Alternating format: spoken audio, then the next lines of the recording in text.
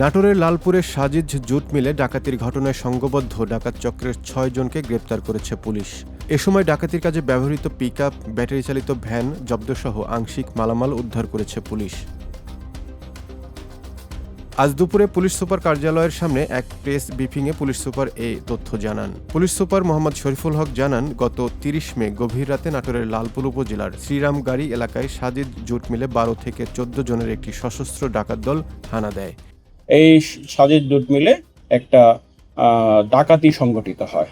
তো আমাদের যিনি ভুক্তভোগী বা যার মালিক, ওনার অভিযোগ মতো ওখানে একটা বড় সংঘবদ্ধ ডাকাত চক্র ওখানে ঢোকে এবং তাদের সিকিউরিটি পার্সোনাল যে একজন দুজন ছিল এবং ওখানে যারা কর্মচারী ছিল তাদেরকে জিম্মি করে ওখানকার বেশ কিছু মালামাল নিয়ে যায়।